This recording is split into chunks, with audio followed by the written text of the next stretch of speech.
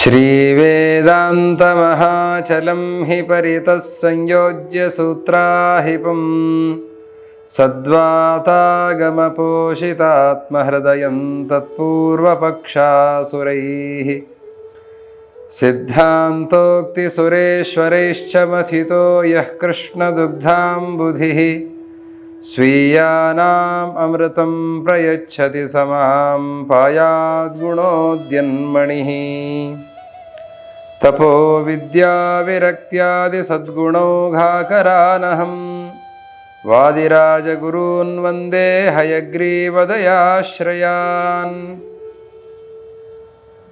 ವಾದಿರಾಜಗುರು ಸಾರ್ವಭೌಮರ ಮಂಗಲಮಯವಾಗಿರುವ ಈ ಶಾಸ್ತ್ರ ಕಾವ್ಯ ರುಕ್ಮಿಣೀಶ್ ವಿಜಯದ ಚಿಂತನೆ ಅನೇಕ ಸಂಚಿಕೆಗಳಿಂದ ಈ ಭಕ್ತಿಸುಧಾ ಜ್ಞಾನವಾಹಿನಿಯಲ್ಲಿ ನಡೆದು ಬಂದಿದೆ.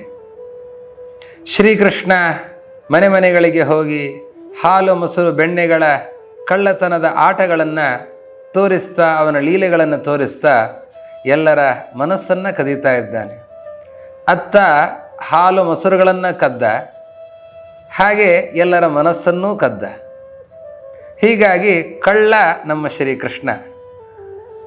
ಕಳ್ಳ ಅಂತ ಹೇಳಿದಷ್ಟು ಅವನಿಗೆ ಬಹಳ ಸಂತೋಷ. ಕಳ್ಳ ಕೃಷ್ಣ ಅಂತ ಹೇಳಿದರೆ ಓಡಿ ಬರ್ತಾನಂತೆ. ಉಳಿದವರ ಹೆಸರನ್ನು ಹೇಳಿ ಕಳ್ಳ ಅಂತ ಹೇಳಿದರೆ ಕಳ್ಳರು ಓಡಿ ಹೋಗ್ತಾರೆ.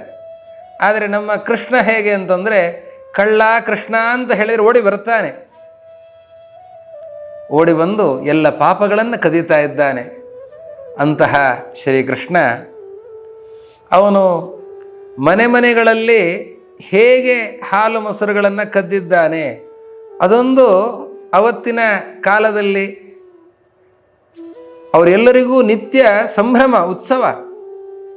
ಇವತ್ತು ನಿಮ್ಮ ಮನೆಗೆ ಕೃಷ್ಣ ಬಂದಿದ್ನಾ? ಬಂದಿಲ್ಲ ಅಂತನೋ ಮಾತುಕತೆಗಳು. ಯಾಕೆ ಬರಲಿಲ್ಲ ಅಂತಂದರೆ ಅವರಿಗೆ ಬೇಜಾರು. ಯಾಕೆ ಬರಲಿಲ್ಲ ಕೃಷ್ಣ ಅಂತ. ಬಂದರೆ ಏನು ಮಾಡಿದ? ನೀವು ಹಾಲು ಮೊಸರು ಏನಾದರೂ ತೆಗೆದು ಇಟ್ಟಿದ್ರ? ಕೃಷ್ಣ ಅದನ್ನು ಹೇಗೆ ತಗೊಂಡು ಹೋದ? ಆ ಕಳ್ಳತನದ ವೈಭವ ಅದು ಎಲ್ಲರ ಆ ಮಾತಿನಲ್ಲಿತ್ತು. ಅದನ್ನು ಎಲ್ಲರೂ ಕೂಡ ಮಾತಾಡಿಕೊಳ್ತಾ ಇದ್ದಾರೆ. ಕೃಷ್ಣ ಯಾವ ರೀತಿಯಲ್ಲಿ ಹಾಲು ಮೊಸರು ಬೆಣ್ಣೆಗಳನ್ನು ಕದೀತಾ ಇದ್ದಾನೆ ಅಂತ. ಒಬ್ಬಳಂತಾಳೆ, ನಮ್ಮ ಮನೆಗೆ ಕೃಷ್ಣ ಬಂದಿದ್ದ. ಕೃಷ್ಣ ಬಂದರೆ ಕೃಷ್ಣ ಬರ್ತಾನೆ, ಹಾಲನ್ನು ಕುಡಿತಾನೆ ಅನ್ನುವ ದೃಷ್ಟಿಯಿಂದ ನಾನೇನು ಮಾಡಿದೆ, ಹಾಲನ್ನು ಮುಚ್ಚಿಟ್ರೆ ಮುಚ್ಚಳ ತೆಗಿತಾನೆ, ತಗೊಳ್ತಾನೆ. ಅದಕ್ಕೆ ಅವನು ಬಂದದ್ದು ಗೊತ್ತಾಗಬೇಕು ಅನ್ನೋ ದೃಷ್ಟಿಯಿಂದ ಹಾಲಿನ ಮೇಲೆ ಮುಚ್ಚಳದ ಮೇಲೊಂದು ಗಂಟೆಯನ್ನು ಇಟ್ಟಿದ್ದೇನೆ. ಗಂಟೆಯನ್ನು ಇಟ್ಟರೇನಾಗತ್ತೆ? ಕೃಷ್ಣ ಗಂಟೆಯನ್ನು ತೆಗಿಬೇಕು. ಗಂಟೆಯನ್ನು ತೆಗಿಯದೇನೆ ಹಾಲು ಕುಡಿಲಿಕ್ಕಾಗಲ್ಲ. ಗಂಟೆಯನ್ನು ತೆಗೆದರೆ ಶಬ್ದ ಆಗತ್ತೆ. ನಾನು ಬಂದು ಕೃಷ್ಣನನ್ನು ಹಿಡಿಯಬಹುದು ಅಂತನ್ನುವ ಆಲೋಚನೆಯಿಂದ ಅವಳೊಬ್ಬಳು ಗೋಪಿಕಾಸ್ತ್ರೀ ಆ ಮುಚ್ಚಳದ ಮೇಲೆ ಒಂದು ದೊಡ್ಡ ಗಂಟೆಯನ್ನು ಇಟ್ಟಿದ್ದಾಳೆ. ಅವಳು ಜಾಣೆ ಅಂತ ತನ್ನನ್ನು ತಾನು ಅಂದ್ಕೊಂಡಿದ್ದಾಳೆ. ಆಮೇಲೆ ಗೊತ್ತಾಯಿತು, ನನಗಿಂತ ಜಾಣ ಶ್ರೀಕೃಷ್ಣ ಅಂತನ್ನೋದು ಅವಳಿಗೆ ಅರ್ಥ ಆಯಿತು. ಕೃಷ್ಣ ಬಂದಂತೆ ನೋಡಿದ್ನಂತೆ, ಇವಳು ಗಂಟೆ ಇಟ್ಟಿದ್ದಾಳೆ. ಗಂಟೆಯನ್ನು ತೆಗೆದರೆ ಶಬ್ದ ಆಗ್ತದೆ. ಶಬ್ದ ಮಾಡಿದಾಗ ಅವಳು ಬರ್ತಾಳೆ, ನನ್ನನ್ನು ಹಿಡಿತಾಳೆ. ಅದಕ್ಕೇನು ಮಾಡಬೇಕು? ಶಬ್ದ ಆಗಬಾರ್ದು, ಹಾಲು ಮಾತ್ರ ಕುಡಿಬೇಕು, ಹಾಲನ್ನು ಮಾತ್ರ ಸೇವಿಸಬೇಕು. ಅದಕ್ಕೇನು ಮಾಡಬೇಕು? ಕೃಷ್ಣ ನಿಧಾನ ಗಂಟೆ ಎತ್ತಿದ್ನಂತೆ. ಗಂಟೆ ಹೇಗೆ ಎತ್ತಿದ ಅಂತಂದರೆ, ಅದು ನಾಳ ತಾಗಿದರೆ ತಾನೇ ಶಬ್ದ ಆಗೋದು. ನಾಳ ತಾಗದಂತೆ ಗಂಟೆಯನ್ನು ಎತ್ತಿದ್ನಂತೆ ಕೃಷ್ಣ. ಆದರೆ ಹಾಗೆ ಹಿಡ್ಕೊಂಡಿರ್ಲಿಕ್ಕಾಗಲ್ಲ ಬಹಳ ಹೊತ್ತು. ಅದೇನಾಗತ್ತೆ, ಹೀಗಾಗಿ ಬಿಡತ್ತೆ, ಶಬ್ದ ಆಗತ್ತೆ. ಕೃಷ್ಣ ಅದಕ್ಕೇನು ಮಾಡಿದ ಅಂತಂದರೆ, ಆ ನಾಳವನ್ನೇ ಇನ್ನೊಂದು ಕೈಯಿಂದ ಹಿಡ್ಕೊಂಡಂತೆ. ನಾಳವನ್ನು ಹಿಡಿದುಕೊಂಡಿದ್ದಾನೆ. ನಾಳ ಹಿಡಿದು ಬಿಟ್ಟರೆ ಆವಾಗ ಅಂಚಿಗೆ ಆ ನಾಳ ತಾಗೋದೇ ಇಲ್ಲ, ಗಂಟೆ ಶಬ್ದ ಆಗೋದೇ ಇಲ್ಲ. ಆ ರೀತಿಯಲ್ಲಿ ಕೃಷ್ಣ ಗಂಟೆಯನ್ನು ಹಿಡಿದುಕೊಂಡ. ಆಮೇಲೆ ಅದನ್ನು ಕೆಳಗಿಡಬಾರದು. ಕೆಳಗಿಟ್ಟರೆ ಮತ್ತೆ ಶಬ್ದ ಆಗತ್ತೆ, ಕೆಳಗಿಡುವಾಗ ಶಬ್ದ ಆಗತ್ತೆ. ಕೆಳಗಿಡದಂತೆ ಆ ಗಂಟೆಯನ್ನು ಹಾಗೇ ಹಿಡ್ಕೊಂಡಿದ್ದಾನೆ. ಪುಟ್ಟ ಬಾಲಕ ಕೃಷ್ಣ, ಇನ್ನೂ 2 ವರ್ಷವೂ ಆಗಿಲ್ಲ. ಆ ಹೊತ್ತಿನಲ್ಲಿ ಆ ಪುಟ್ಟ ಕೃಷ್ಣ ಒಂದು ಕೈಯಲ್ಲಿ ಗಂಟೆ ಹಿಡ್ಕೊಂಡಿದ್ದಾನಂತೆ. ಪ್ರಗೃಹ್ಯ ಘಂಟಾಮಪರೇಣ ಪಾತ್ರಂ ಕರೇಣ ಚಾನ್ಯೇನ ಪಯಃ ಪಿಬಂತಂ ನಿಶಾಮ್ಯ ಮಿತ್ರಾಣಿ ಚ ತರ್ಪಯಂತಂ ಸುವಿಸ್ಮಿತಾ ಕಾಪಿ ಬಭೂವ ತೂಷ್ಣೀಂ. ಒಂದು ಕೈಯಿಂದ ಗಂಟೆಯನ್ನು ಹಿಡಿದಿದ್ದಾನೆ, ಇನ್ನೊಂದು ಕೈಯಿಂದ ಹಾಲಿನ ಪಾತ್ರೆ ಅದನ್ನು ತಗೊಂಡಿದ್ದಾನೆ. ಅದು ತಾನು ಅದನ್ನು ಕುಡಿತಾ ಇದ್ದಾನೆ, ಇನ್ನೊಂದು ಕೈಯಿಂದ ತಾನು ಕುಡಿತಾ ಇದ್ದಾನೆ. ಇನ್ನೊಂದು ಕೈಯಿಂದ ಆ ಹಾಲನ್ನು ಎಲ್ಲರಿಗೂ ಕೂಡ ಕುಡಿಸ್ತಾ ಇದ್ದಾರಂತೆ. ಕೋತಿಗಳು, ಅದೇ ರೀತಿಯಲ್ಲಿ ಬಾಲಕರು, ಬೆಕ್ಕುಗಳು ಏನು ಬಂದಿವೆ ಅದೆಲ್ಲದಕ್ಕೂ ಕೂಡ ಹಾಲು ಕುಡಿಸ್ತಾ ಇದ್ದಾರಂತೆ. ಕುಡೀರಿ ಅಂತ ಹೇಳಿ ನಿಧಾನಕ್ಕೆ ಹಾಕಿ ಅವರಿಗೆಲ್ಲ ಕುಡಿಸ್ತಾ ಇದ್ದಾನೆ. ಆ ಗೋಪಿಕಾಸ್ತ್ರೀ ಆಲೋಚನೆ ಮಾಡ್ತಾ ಇದ್ಲಂತೆ, ಯಾಕೋ ಕೃಷ್ಣ ಬರೋ ಹೊತ್ತಾಯಿತು, ಬರಲಿಲ್ಲ. ಅವಳಿಗೆ ಸಂಕಟ, ಕೃಷ್ಣ ಬರಲಿಲ್ಲ ಅಂದರೆ ಸಂಕಟ. ಬರಬೇಕು ಕೃಷ್ಣ ಮನೆಗೆ ಬರಬೇಕು, ಈ ತುಂಟಾಟವನ್ನು ಮಾಡಬೇಕು, ಅದನ್ನು ನೋಡಬೇಕು, ಅದೇ ಒಂದು ಸಂಭ್ರಮ. ಕೃಷ್ಣ ಯಾಕೋ ಬರಲಿಲ್ಲಲ್ಲ ಅಂತ ಆ ಗೋಪಿಕಾಸ್ತ್ರೀ ಬಂದು ನೋಡ್ತಾ ಇದ್ದಾಳೆ. ಬಂದಿದ್ದಾನೆ ಕೃಷ್ಣ, ಬಂದರೂ ಕೂಡ ಶಬ್ದವೇ ಆಗಿಲ್ಲ, ಯಾರೂ ಶಬ್ದ ಮಾಡ್ತಾ ಇಲ್ಲ. ಸದ್ದಿಲ್ಲದೇನೆ ಎಲ್ಲರೂ ಕೂಡ ನೈವೇದ್ಯದಲ್ಲಿ ರತರಾಗಿ ಬಿಟ್ಟಿದ್ದಾರೆ. ಅವರೆಲ್ಲರಿಗೂ ಕೂಡ ಕೃಷ್ಣ ಹಾಲನ್ನು ಉಣಿಸ್ತಾ ಇದ್ದಾನೆ.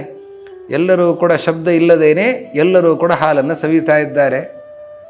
ಅದನ್ನು ನೋಡ್ತಾಳೆ ಆ ಗೋಪಿಕಾಸ್ತ್ರೀ. ಎಂತಹ ಅದ್ಭುತವಾದಂತಹ ದೃಶ್ಯ ಇದು. ಯಾಕೆ ಅಂತಂದರೆ, ಒಂದು ಕೈಯಲ್ಲಿ ಗಂಟೆಯನ್ನು ಹಿಡಿದಿದ್ದಾನೆ, ಇನ್ನೊಂದು ಕೈಯಲ್ಲಿ ಪಾತ್ರೆಯನ್ನು ಹಿಡ್ಕೊಂಡಿದ್ದಾನೆ, ಇನ್ನೊಂದು ಕೈಯಿಂದ ತಾನು ಕುಡಿತಾನೆ. ಕೈಯಿಂದ ಕುಡಿಯೋದು ಅಂತಂದರೆ ಬಹಳ ಚಮತ್ಕಾರ.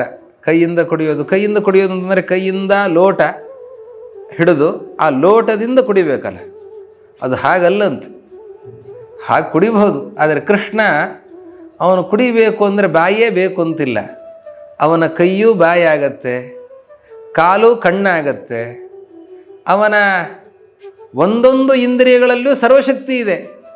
ಇನ್ನೊಂದು ಕೈಯನ್ನು ಹೀಗೆ ಹಾಲಲ್ಲಿ ಇಟ್ಟಿದ್ದಾನಂತೆ. ಕರೇಣ ಚಾನ್ಯೇನ ಪಯಃ ಪಿಬಂತಂ. ಹಾಲಲ್ಲಿ ಹೀಗೆ ಹಿಡಿದ್ರೆ ಆ ಕೈಯಿಂದನೇ ಹಾಲು ಒಳಗಡೆ ಹೋಗ್ತಾ ಇದೆ ಅಂತ. ಅದನ್ನು ನೋಡ್ತಾಳೆ ಅವಳು ಗೋಪಿಕಾಸ್ತ್ರೀ. ಪಾತ್ರೆಯಲ್ಲಿ ಬೆರಳನ್ನು ಹೀಗೆ ಇಟ್ಟಿದ್ದಾನೆ ಕೃಷ್ಣ, ಆ ಹಾಲು ಹಾಗೇ ಖಾಲಿ ಆಗ್ತಾ ಇದೆ. ಆ ಕೃಷ್ಣನ ಬೆರಳಿನಿಂದಲೇ ಅದನ್ನು ಸೆಳೀತಾ ಇದ್ದಾನೆ. ಅದನ್ನು ನೋಡ್ತಾಳೆ. ಅದನ್ನು ಅವಳು ನೋಡ್ತಾಳೆ. ಕೃಷ್ಣ ನಿಜವಾಗಿಯೂ ಕೃಷ್ಣನೇ ಇವನು. ಕರಶತಿ, ಹಾಲನ್ನು ಸೆಳೀತಾನೆ, ತನ್ನ ಬೆರಳಿನಿಂದಲೇ ಸೆಳೀತಾ ಇದ್ದಾನೆ ಇವನು. ಎಂಥ ಕೃಷ್ಣ ಇವನು. ಯಾರಾದರೂ ಹೀಗಿದ್ದಾರೆ ಲೋಕದಲ್ಲಿ? ಕರೇಣ ಚಾನ್ಯೇನ ಪಯಃ ಪಿಬಂತಂ. ಇನ್ನೊಂದು ಕೈಯಿಂದ ಇನ್ನು ಉಳಿದವರಿಗೆಲ್ಲ ಕುಡಿಸ್ತಾ ಇದ್ದಾನೆ. ಹೀಗೆ ಒಂದು ಕೈಯಲ್ಲಿ ಗಂಟೆ, ಇನ್ನೊಂದು ಕೈಯಲ್ಲಿ ಪಾತ್ರೆ, ಇನ್ನೊಂದು ಕೈಯಲ್ಲಿ ತಾನು ಕುಡಿಯೋದು, ಇನ್ನೊಂದು ಕೈಯಿಂದ ಕುಡಿಸೋದು.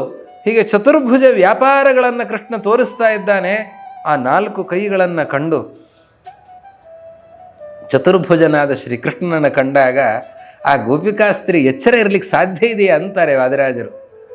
ಸುವಿಸ್ಮಿತ ಕಾಪಿ ಬಭೂವ ತೂಷ್ಣಿ. ಮೈ ಮರೆತು ಬಿಟ್ಟಿದ್ದಾಳಂತೆ, ಗೊಂಬೆ ಥರ ನಿಂತ್ಕೊಂಡ್ಬಿಟ್ಟಿದ್ದಾಳಂತೆ. ಆ ಕೃಷ್ಣನನ್ನು ನೋಡ್ತಾ ಎಂತಹ ಚಮತ್ಕಾರವನ್ನು ನೋಡ್ತಾ ಇದ್ದೇನೆ, ಎಂತಹ ಆಶ್ಚರ್ಯವನ್ನು ನೋಡ್ತಾ ಇದ್ದೇನೆ, ಚತುರ್ಭುಜನನ್ನು ಕಾಣ್ತಾ ಇದ್ದೇನೆ ನಾನು ಅಂತ ಆ ನಿಶಿತಮತಿಯಾದ ಕೃಷ್ಣ ಎಂತಹ ವ್ಯಾಪಾರವನ್ನು ತೋರಿಸ್ತಾ ಇದ್ದಾನೆ, ಲೀಲೆಯನ್ನು ತೋರಿಸ್ತಾ ಇದ್ದಾನೆ.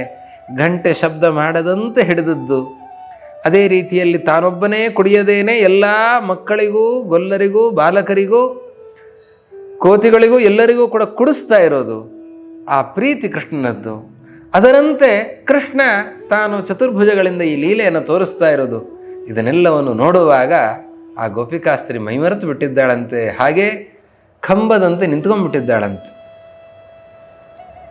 ಕರಸ್ಥ ಭಾಸ್ವನ್ನವನೀತ ಮನ್ಯಾ ವಿಭೀಷಯಂತ್ಯನ್ವಗಮನ್ಮುಕುಂದಂ ಸ್ವಮೂಲೆ ಮಾಲಾಚ್ಯುತ ಪುಷ್ಪಪುಂಜೈಃ ಪದಾನಿ ತಸ್ಯೇಷಿತುರರ್ಚಯಂತಿ.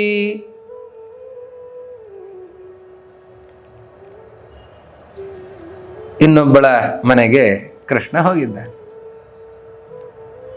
ಇನ್ನೊಬ್ಬಳ ಮನೆಗೆ ಕೃಷ್ಣ ಹೋದಾಗ ಗೋಪಿಕಾಸ್ತ್ರೀ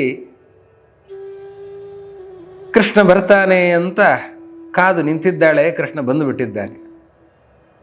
ಬಂದವನು ಬೆಣ್ಣೆ ಕೈ ಹಾಕಿದ್ದಾನೆ. ಒಬ್ಬಳ ಮನೆಯಲ್ಲಿ ಹಾಲು, ಇನ್ನೊಬ್ಬರ ಮನೆಯಲ್ಲಿ ಬೆಣ್ಣೆ. ಬೆಣ್ಣೆಯನ್ನು ತಗೊಳ್ತಾ ಇದ್ದಾನೆ ಕೃಷ್ಣ. ಯಾರೋ ತಿಂದಿದ್ದಾರೆ, ಬಾಯಿ ಒರೆಸಿದ್ದಾರೆ ಅಂತ ಹೇಳೋ ಪ್ರಶ್ನೆ ಇಲ್ಲ. ಅವನು ಬೆಣ್ಣೆಗೆ ಕೈ ಹಾಕಿದ್ದಾನೆ, ಕೈಯಲ್ಲಿ ಬೆಣ್ಣೆ ಹಿಡಿದಿದ್ದಾನೆ. ಕೈಯಲ್ಲಿ ಬೆಣ್ಣೆ ಹಿಡಿದಾಗ ಅವಳು ಬಂದ್ಲಂತೆ. ಕೃಷ್ಣ ಕಪ್ಪು, ಅವನ ಅಂಗೈ ಕೆಂಪು, ಆ ಅಂಗೈಯಲ್ಲಿರುವ ಬೆಣ್ಣೆ ಬಿಳಿ. ಬಿಳಿ ಬೆಣ್ಣೆ, ಕೆಂಪಾದ ಅಂಗೈ, ಕಪ್ಪಾದ ಕೃಷ್ಣನ ಮೈ, ಅದು ನೋಡಲಿಕ್ಕೆ ಚಂದ. ಅದರಲ್ಲಿ ಅವಳು ಬರ್ತಿದ್ದಾಳೆ ಅಂತ ಕಣ್ಣಗಲಿಸ್ತಾನೆ, ಹೆದರಿಕೆಯನ್ನು ತೋರಿಸ್ತಾನೆ, ನಗತಾನೆ, ಓಡಿ ಹೋಗ್ತಾನೆ. ಆ ಓಡಿ ಹೋಗ್ತಾ ನೀನು ನನ್ನ ಹಿಡಿಲಿಕ್ಕಾಗ್ತಾ ಇಲ್ಲ ಅಂತ ಅಣಗಿಸ್ತಾ ನಗತಾನೆ. ಅದನ್ನು ನೋಡ್ತಾ ಅವಳು ಆಶ್ಚರ್ಯ ಪಡ್ತಿದ್ದಾಳೆ. ಕೃಷ್ಣನನ್ನು ನೋಡ್ತಾಳೆ, ಸಂತೋಷ ಪಡ್ತಾಳೆ, ಅಟ್ಟಿಸ್ಕೊಂಡು ಹೋಗ್ತಾಳೆ ಅಂತ. ಕೃಷ್ಣನನ್ನು ಹಿಡಿಬೇಕು ಅಂತ. ಕೃಷ್ಣನನ್ನು ಅವನು ಕದ್ದಿದ್ದಾನೆ, ಅವನಿಗೆ ಶಿಕ್ಷೆ ಕೊಡಬೇಕು ಅಂತಲ್ಲ, ಕೃಷ್ಣನನ್ನು ಹಿಡಿಬೇಕು, ಅವನ ಜೊತೆ ಮಾತಾಡಬೇಕು ಅಂತನೋ ತವಕ ಅವಳಿಗೆ. ಅವನನ್ನು ಅಟ್ಟಿಸಿಕೊಂಡು ಹೋಗ್ತಾ ಇದ್ದಾಳೆ. ಹೋಗುವಾಗ ಕೃಷ್ಣ ಪುಟ್ಟನೇ ಓಡಿ ಹೋಗ್ತಾ ಇದ್ದಾನೆ. ಪುಟ್ಟ ಬಾಲಕ ಕೃಷ್ಣ. ಅವನ ಹೆಜ್ಜೆಗಳೆಲ್ಲವೂ ಕೂಡ ಅಲ್ಲಲ್ಲಿ ಮೂಡ್ತಾ ಇವೆ. ಚಕ್ರ ಶಂಖಾಂಕಿತವಾದಂತಹ ಪಾದ ಚಿಹ್ನೆ, ಅದನ್ನು ದಾಟ್ತಾ ಅವಳು ಹೋಗ್ತಾ ಇದ್ದಾಳೆ. ಅವಳು ಹೋದರೆ ಅವಳು ತಲೆಗೆ ಮುಡಿದಿರುವಂತಹ ಹೂವುಗಳು ಆ ಕೃಷ್ಣನ ಪಾದ ಚಿಹ್ನೆಗಳ ಮೇಲೆ ಬೀಳ್ತಾ ಇದೆ. ಕೃಷ್ಣನ ಪಾದ ಪೂಜೆ ಆಗ್ತಾ ಇದೆ. ಕೃಷ್ಣ ಕೃಷ್ಣ ಅಂತಿದ್ದಾಳೆ. ಬಾಯಲ್ಲಿ ಕೃಷ್ಣನ ನಾಮ ಹೋಗ್ತಾ ಇರೋದು. ಕೃಷ್ಣನ ಹಿಂಬಾಲಿಸಿಕೊಂಡು ಅದು ಕೃಷ್ಣನ ಯಾತ್ರೆ. ಏನು ಕೃಷ್ಣನ ಪಾದ ಚಿಹ್ನೆ ಮೇಲೆ ಆ ಹೂಗಳು ಬೀಳ್ತಾ ಇವೆ, ಅದು ಕೃಷ್ಣನ ಪೂಜೆ ಆಗ್ತಾ ಇದೆ, ಅರ್ಚನೆ ಆಗ್ತಾ ಇದೆ. ಈ ರೀತಿಯಲ್ಲಿ ಕೃಷ್ಣನನ್ನು ಅನುಸರಿಸಿಕೊಂಡು ಸೇವಿಸ್ತಾ ಅವರೆಲ್ಲ ಹೋಗ್ತಾ ಇದ್ದಾರೆ. ಇಷ್ಟೆಲ್ಲ ಕೃಷ್ಣ ತುಂಟಾಟಗಳನ್ನು ಮಾಡ್ತಾ ಇದ್ದಾನೆ. ಮನೆಗಳಲ್ಲಿ ಬಗೆ ಬಗೆಯಲ್ಲಿ ಅವನು ಕಳ್ಳತನ ಮಾಡ್ತಾ ಇದ್ದಾನೆ. ಆವಾಗ ಎಲ್ಲ ಗೊಲ್ಲತೀರು ಸೇರಿಕೊಂಡು ಮಾತಾಡೋದಂತೆ. ಕೃಷ್ಣ ನಮ್ಮ ಮನೆಗೆ ಬಂದಿದ್ದ, ನಮ್ಮ ಮನೆಯಲ್ಲಿ ಕೃಷ್ಣ ಬೆಣ್ಣೆ ಕದ್ದಿದ್ದಾನೆ ಅಂತ. ಯಾರ್ರೀ ಹಾಗೆ ಹೇಳ್ತಾರೆ? ಕಳ್ಳತನವನ್ನು ಹೇಳುವಾಗ ಕಳ್ಳರಿ ಅವನು ಅಂತ ಬೈಬೇಕಲ್ಲ. ಈಗ ಆ ಗೊಲ್ಲತೀರು ಸಂತೋಷ ಪಡ್ತಿದ್ದಾರೆ, ಸಂಭ್ರಮವನ್ನು ಆಚರಿಸ್ತಾ ಇದ್ದಾರೆ. ಕೃಷ್ಣ ನಮ್ಮನೆಗೆ ಬಂದು ಕದ್ದಿದ್ದಾರೆ. ಯಾರ್ರೀ ಹಾಗೆ ಹೇಳ್ತಾರೆ? ಕಳ್ಳತನವನ್ನು ಸಂತೋಷದಲ್ಲಿ ಸಂಭ್ರಮದಲ್ಲಿ ಯಾರಾದರೂ ಹೇಳ್ತಾರಾ? ಮನೆ ಕಳ್ಳತನ ಆಯಿತು ಅಂತಂದರೆ ಎಷ್ಟು ದುಃಖ ಆಗತ್ತೆ, ಎಷ್ಟು ವೇದನೆಯನ್ನು ಪಡ್ತಾರೆ. ಹೋಗಿ ಆರಕ್ಷಕರಿಗೆ ಹೇಳಿ ಎಷ್ಟೆಲ್ಲ ಸಂಕಟಗಳನ್ನು ಅನುಭವಿಸೋದಿರುತ್ತದೆ. ಹಾಗಿರುವಾಗ ಇವ್ರ ಮನೆ ಕಳ್ಳತನ ಆದರೆ ಸಂತೋಷ ಪಡ್ತಿದ್ದಾರಲ್ಲ ಅಂತಂದರೆ ಅದು ಹಾಗೇನೇ ಅಂತಾರೆ ವಾದಿರಾಜರು. ಅದು ಹೇಗದು?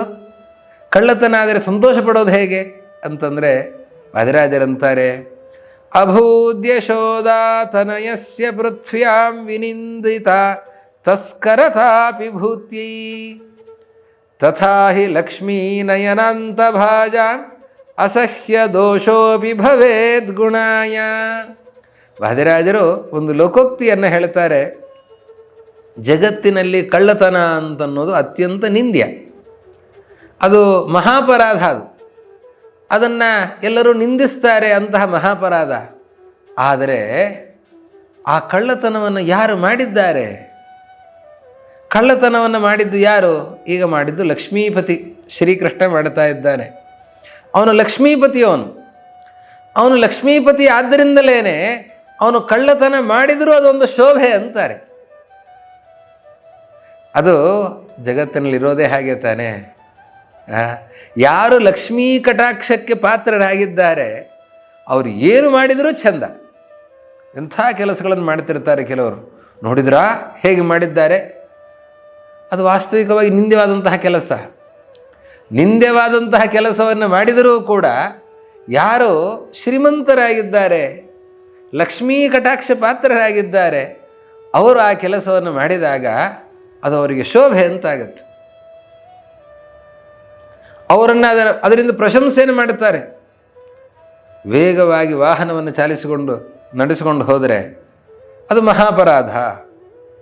ಒಂದು ವೇಗದ ಮಿತಿ ಅಂತಿರ್ತದೆ, ಮತ್ತು ಅದಕ್ಕೆ ನಿಯಮಾವಳಿಗಳಿರ್ತದೆ.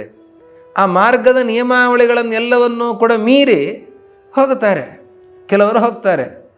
ಅದು ಇನ್ನೊಬ್ಬರು ಯಾರಾದರೂ ನಮ್ಮಂಥವ್ರು ಹೋದರೆ ಆವಾಗ ಅದು ಶಿಕ್ಷಾರ್ಹ ಅಪರಾಧ.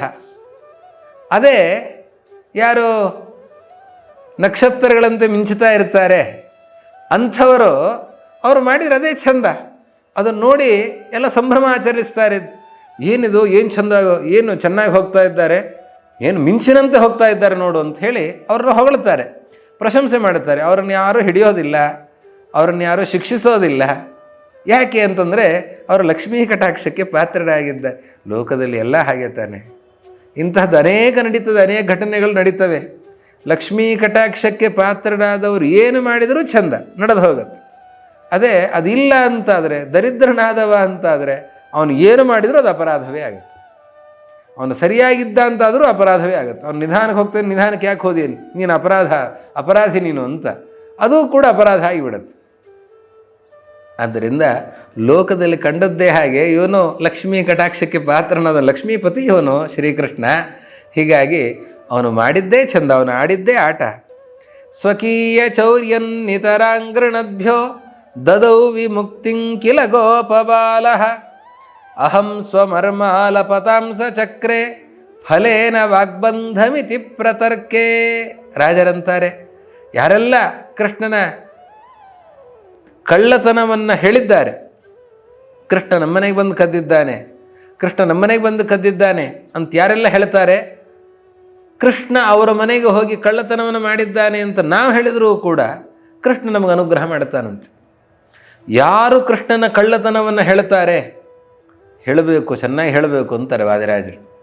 ಚೆನ್ನಾಗಿ ಕೃಷ್ಣ ಕಳ್ಳತನ ಮಾಡಿದ್ದಾನೆ ಅಂತ ಹೇಳಿದಷ್ಟು ದೇವರು ಏನು ಮಾಡ್ತಾನೆ ಅಂದರೆ ಮೋಕ್ಷವನ್ನೇ ಕೊಡ್ತಾನಂತೆ.